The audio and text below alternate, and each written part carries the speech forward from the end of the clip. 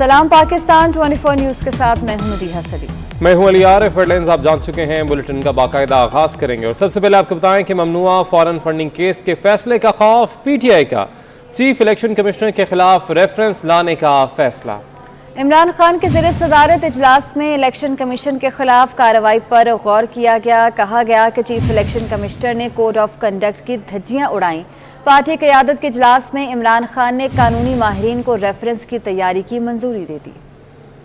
जल्द से जुलूसों में तरफदारियों के नारे लगाने के बाद बिलाखिर chief election commissioner Sikandar Sultan Raja के खिलाफ जुडिशियल रेफरेंस दायर करने का फैसला कर ही लिया। चेयरमैन पीटीआई इमरान खान के ज़ेर सदारत इस्लामाबाद में पार्टी क़यादत का एक अहम इजलास हुआ, जिसमें पीटीआई ममनुआ फंडिंग केस में इलेक्शन कमीशन के किरदार का जायजा लिया गया। पीटीआई क़यादत का ममनुआ फंडिंग केस में इलेक्शन कमीशन अरकान की हुकूमती वफ्द से मुलाकात पर भी शदीद तशवीश का इजहार किया।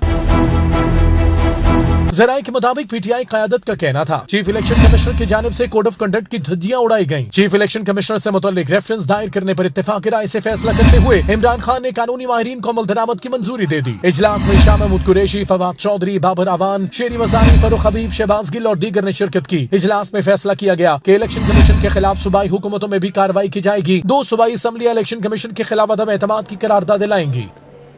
पीटीआई के चीफ इलेक्शन कमिश्नर के खिलाफ रेफरेंस के हवाले से इलेक्शन कमीशन ने किसी भी सियासी जमात के दबाव में ना आने का फैसला किया है। इलेक्शन कमीशन ज़राए के मुताबिक इलेक्शन कमीशन आज़ादाना और शफाफ तरीके से अपना काम जारी रखेगा। इलेक्शन कमीशन से आज तक सबसे ज़्यादा मुलाकातें पीटीआई के वफूद और वज़रा ने ही की हैं। मज़ीद बता रहे हैं हमारे नुमाइंदे उस्मान खान। जी उस्मान। पाकिस्तान तहरीक इंसाफ की जानिब से इलेक्शन कमीशन के खिलाफ जो चीफ इलेक्शन कमिश्नर है रेफरेंस लाने का जो है वो आज चेयरमैन पीटीआई इमरान खान ने कहा है। जबकि इस हवाले से जो हमारी इलेक्शन कमीशन ज़राए से बात हुई तो उनका कहना है कि इलेक्शन कमीशन अपना काम इसी तरह जारी रखेगा। जबकि इलेक्शन कमीशन जो हमारे ज़राए हैं वो इस बात का भी दावा करते हैं कि इमरान खान ये बात लेकर बैठे हैं कि पीडीएम के वफ़द ने उनसे मुलाकात की। जबकि जिस वक्त पाकिस्तान तहरीक इंसाफ की अपनी हुकूमत थी तो उनके वफाकी वज़रा वफूद की शक्ल में चेयरमैन जो है चीफ इलेक्शन कमिश्नर जो है उनसे मुलाकातें करते रहे और अब तक चीफ इलेक्शन कमिश्नर से सबसे ज़्यादा मुलाकातें वो पाकिस्तान तहरीक इंसाफ के वफ़द ने की। इसी तरह हाल ही में पीडीएम का इजलास हुआ, उसमें फ़ैसला हुआ कि पीडीएम का एक नुमाइंदा वफ़द जो चीफ इलेक्शन कमिश्नर से मुलाकात करेगा और फॉरेन फंडिंग केस के हवाले से याद दहानी करवाएगा कि इसका फैसला जल्द अज जल्द करे। पर अब पीटीआई ने फैसला किया है कि पीडीएम ने मुलाकात की है तो लिहाजा इनके खिलाफ रेफरेंस लाया जाए।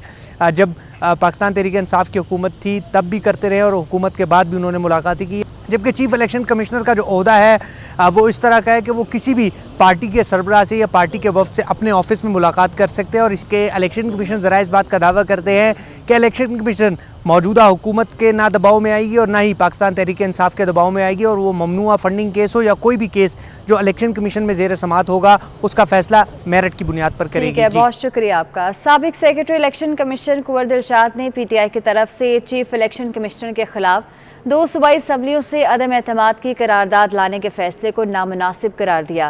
कहते हैं कि इस हद तक ना जाएं, इसके दूरस्त नताइज निकलेंगे। कुंवर दिलशाद का कहना था कि इलेक्शन कमीशन ने भी तमाम तैयारी मुकम्मल कर रखी है। उन्होंने 24 न्यूज़ से गुफ्तगू में मजीद क्या कहा, आइए आपको सुनाते हैं।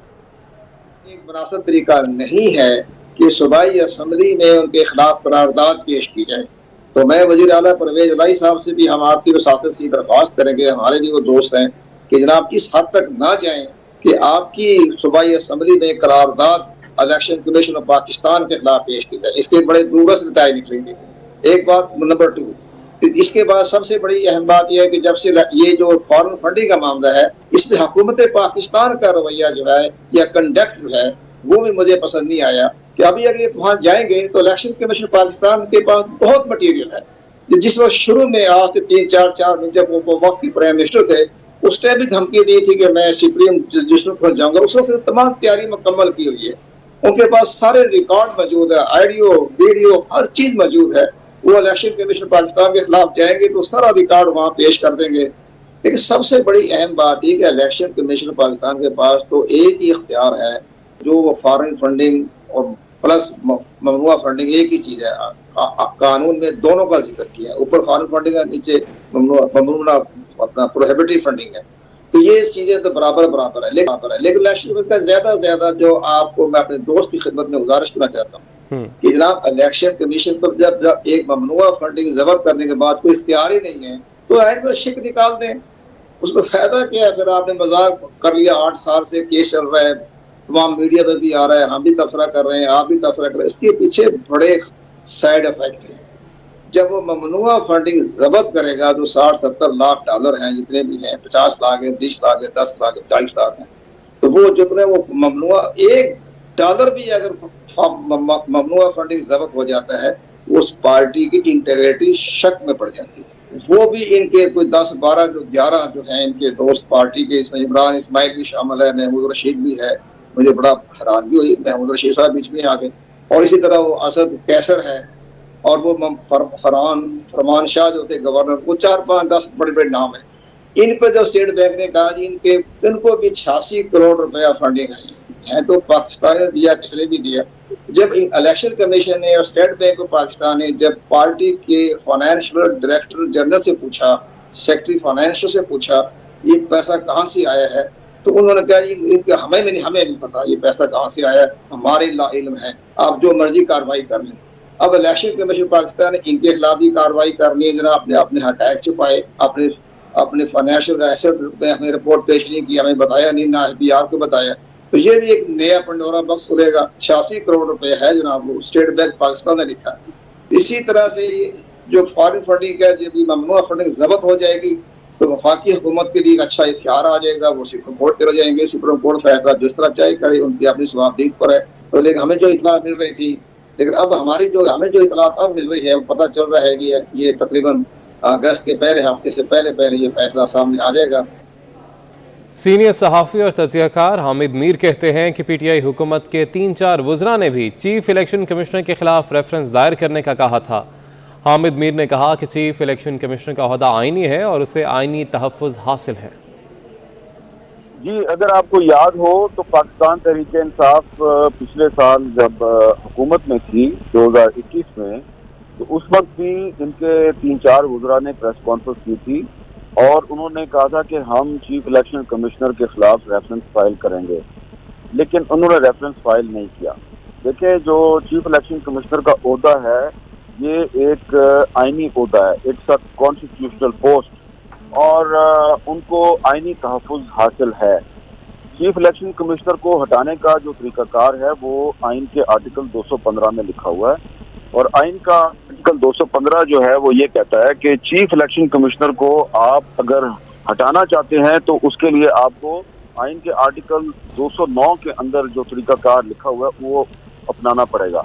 आपको याद होगा कि पाकिस्तान तहरीक इंसाफ की हुकूमत जो है ये सुप्रीम कोर्ट के जज जस्टिस काजी फाइज ईसा साहब जो हैं उनके खिलाफ प्रेसिडेंट ऑफ पाकिस्तान आरिफ अलवी के जरिए सुप्रीम जुडिशल काउंसिल में गई थी। इन्होंने रेफरेंस फाइल किया और अल्टीमेटली फिर उस रेफरेंस पर सुप्रीम कोर्ट के 10 रुकनी लार्जर बेंच ने समाअत की और काजी फाइज ईसा के खिलाफ जो रेफरेंस है वो नाकाम हो गया, वो स्ट्राइक डाउन हो गया।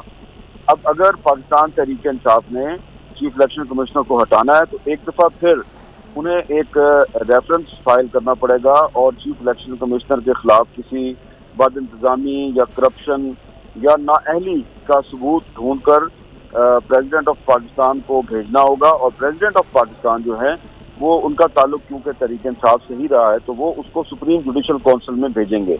अब जब सुप्रीम जुडिशल काउंसिल में वो रेफरेंस चला जाएगा तो उसके बाद चीफ जस्टिस ऑफ पाकिस्तान जो हैं वो फिर सुप्रीम जुडिशल काउंसिल की तश्कील करेंगे और फिर उसकी समाअत शुरू होगी, और फिर जो है वो चीफ इलेक्शन कमिश्नर के खिलाफ अगर कोई चीज़ साबित होती है सुप्रीम जुडिशल काउंसिल में तो फिर आप उनको हटा सकते हैं। अगर Pakistan Tehreek Insaf chief election commissioner को हटाने के लिए ये रेफरेंस तैयार करके भिजवा दे प्रेसिडेंट ऑफ पाकिस्तान को, प्रेसिडेंट जो है वो रेफरेंस जो है वो चीफ जस्टिस ऑफ पाकिस्तान को भिजवा दें तो कम से कम 3 से 4 महीने लगेंगे सारा मामला मुकम्मल होने में। चीफ इलेक्शन कमिश्नर के ऊपर बहुत दबाव है, उन पे 2 तरह का दबाव है। पहला दबाव उन पर यह है कि वो अपने ओहदे से इस्तीफा दे दें, और ये दबाव उन पर सिर्फ तहरीक इंसाफ नहीं डाल रही, और भी क्वार्टर से उन पर दबाव है, लेकिन उन्होंने ये दबाव लेने से इनकार किया है। दूसरा उन पर प्रेशर ये है कि आप पाकिस्तान तहरीक इंसाफ के खिलाफ जो ममनुआ फंडिंग केस का फैसला है ये इसको आप डिले करें और ये आप मत सुनाएं, लेकिन ये फैसला जो है वो मेरी इत्तला के मुताबिक वो तकरीबन लिख चुके हैं और अब वो देख रहे हैं कि इसको फाइनल टचेस दे रहे हैं, और फैसला क्योंकि काफ़ी तफसीली है तो ज़ाहिरी बात है उसमें कुछ डिले हो रहा है, तो प्रेशर तो उन पर बहुत है। तो ان کو اصل مسئلہ تحریک انصاف کا یہ ہے کہ وہ چیف الیکشن کمشنر کو فورن فنڈنگ یا ممنوعہ فنڈنگ کیس کا فیصلہ جو ہے وہ سنانے سے روکنا چاہتے ہیں. تو اگر پچھلے سال بھی وہ یہی مسئلہ تھا, پچھلے سال بھی ریفرنس فائل نہیں کر سکے, اب پھر انہوں نے اعلان کر دیا ہے تو کر دیں ریفرنس فائل ہو گیا تو اس کے بعد بھی 2-3 مہینے تو لگیں گے, لیکن اس دوران مجھے لگتا ہی ہے کہ ممنوعہ فنڈنگ کیس کا فیصلہ جو ہے وہ اناؤنس ہو جائے گا. وزیر اطلاع سندھ شرجیل میمن نے P T I foreign funding per J I T تشکیل دینے کا مطالبہ کر دیا ہے. ٹویٹر پیغام میں شرجیل میمن نے کہا ہے کہ وزیر اعظم شہباز شریف پی ٹی آئی کی فارن فنڈنگ پر فوری طور پر جوائنٹ انویسٹیگیشن ٹیم تشکیل دیں. اس کیس کا تعلق صرف الیکشن کمیشن سے نہیں. شرجیل میمن نے کہا کہ موجودہ کہانیاں یہ بتا رہی ہیں کہ یہ کیس اب اقربا پروری, کرپشن اور منی لانڈرنگ کی طرف بڑھ رہا ہے.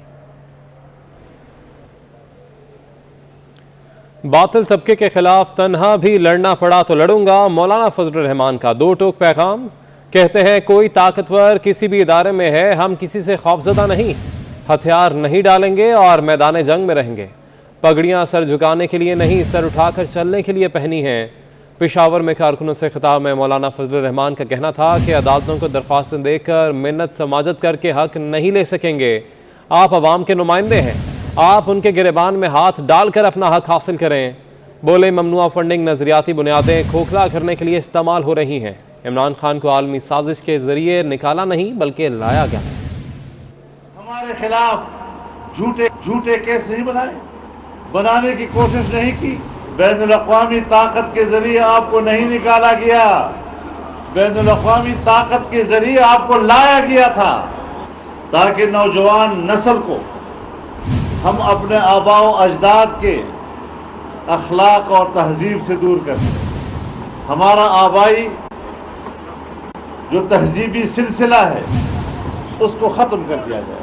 باطل طبقے کے خلاف اگر میں اکیلا بھی لڑوں گا. وزیر مملکت مصدق ملک کا کہنا ہے کہ عارف نقوی نے عمران خان کو کالا دھن فراہم کیا. فائنینشل ٹائمز نے ممنوعہ فنڈنگ کو بے نقاب کیا. 250 ملین کی منی لانڈرنگ کرنے والا کیسے صادق اور امین ہو سکتا ہے؟ اور یہ وہ طریقہ کار تھا جس کے ذریعے کالا دھن, انلیگل منی لانڈر کیا گیا اسکیم کے ذریعے, اور وہ تمام پیسے پاکستان بھیجے گئے کس کے اکاؤنٹ میں؟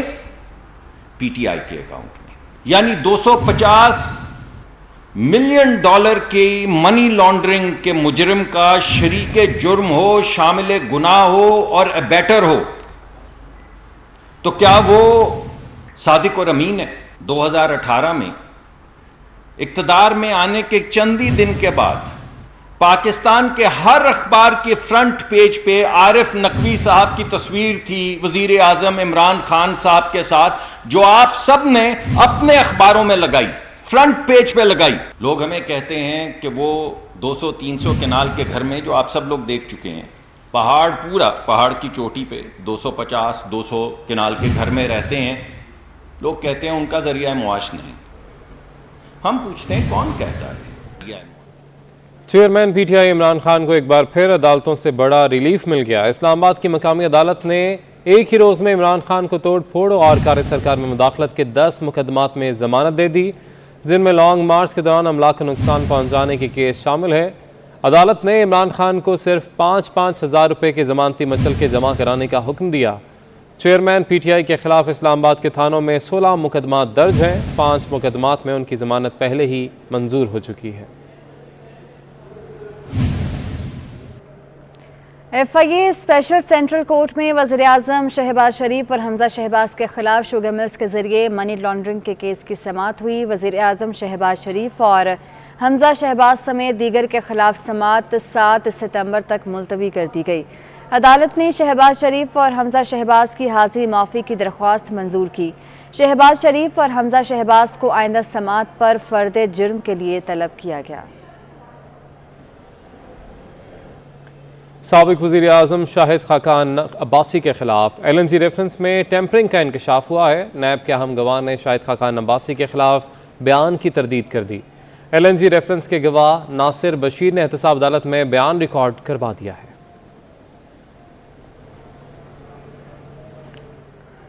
आगे बढ़े और आपको बताएं कि बलूचिस्तान में बारिशों और सैलाबी रेलों ने हर तरफ तबाही मचा रखी है। लसबेला का इलाका शदीद मुतासर हुआ।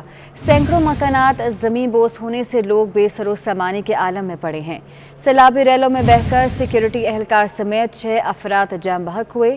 हब नदी में फंसे 3 अफराद को बचा लिया गया। चागी अहमदवाल दलबंदीन में सैलाबी रेले से मजीद कई फीट रेलवे ट्रैक बह गया। पाक ईरान ट्रेन सर्विस भी मुअत्तल हो गई है। बेबसी के आलम में वज़ीर आज़म लोगों की उम्मीद बन गए। शहबाज शरीफ ने बलूचिस्तान के सैलाब ज़दा इलाकों का फ़ज़ाई दौरा किया और नुकसानात का जायज़ा लिया। शहबाज शरीफ ने जलमक्सी में सैलाब मुतासरीन के मसाइल सुने और हर मुमकिन मदद की यकीन दहानी कराई।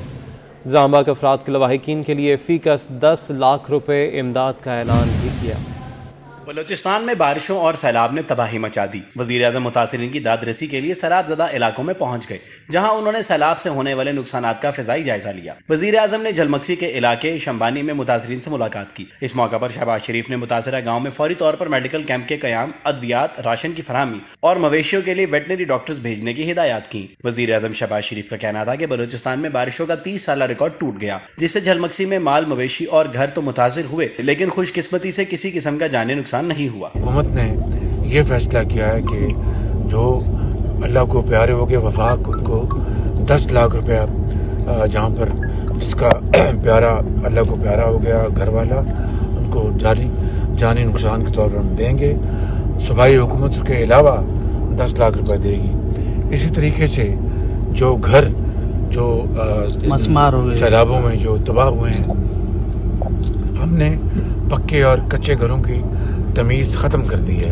वज़ीर आज़म ने कहा, मुश्किल की इस घड़ी में अवाम के साथ हैं, उन्हें तनहा नहीं छोड़ेंगे। उन्होंने शंबानी में इमदादी कार्रवाइयों को तेज करने के लिए मजीद 2 कश्तियों की फरहमी यकीनी बनाने की हिदायत की। सरदार खालिद मक्सी, सेनेटर मौलाना अब्दुल गफूर हैदरी, वज़ीर हाउसिंग मौलाना अब्दुल वासे, वज़ीर मुमलिकत मोहम्मद हाशिम भी वज़ीर आज़म के हमरा थे। डिप्टी स्पीकर पंजाब असम्बली का इंतखाब, अपोजिशन इत्तेहाद अपने उम्मीदवार मैदान में उतारने में नाकाम रहा। हुकूमती इत्तेहाद के वासिक क़य्यूम के मुकाबले पर कोई उम्मीदवार कागजात नामजदगी जमा नहीं करवा सका। वासिक क़य्यूम बिला मुकाबला डिप्टी स्पीकर मुंतखब हो गए।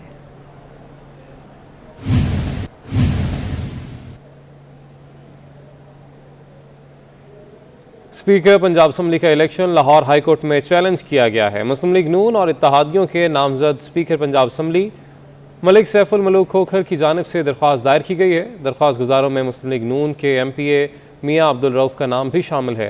दरख्वास्त गुजारों की जानिब से मंसूर उस्मान आवान एडवोकेट ने दरख्वास्त दायर की है। लीगी रहनुमा अता तारड़ कहते हैं कि परवेज इलाही एक वोट के वजीर आला हैं। काफ लीग ने तहरीक इंसाफ को हाईजैक कर लिया। राना मशहूद बोले कि पाकिस्तान बचाने के लिए गोगों और गोगियों का कड़ा एहतसाब जरूरी है। हमने अपनी सियासत में खुली धांधली नहीं देखी। तहरीक इंसाफ झूठ पर झूठ बोलती है।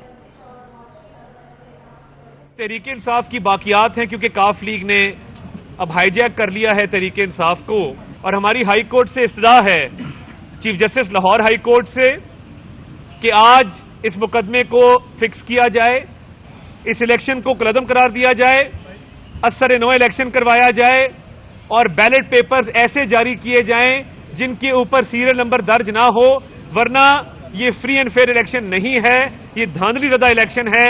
और ये जुडिशल वजीर आला ने जो इलेक्शन करवाया है, चीफ जस्टिस आज इसका नोटिस लें, हमारी रिट पिटिशन पे आज ही हियरिंग हो। इस दफा खुलेआम जो नंबरिंग की गई, ये पूरे का पूरा इलेक्शन कालेदम होता है।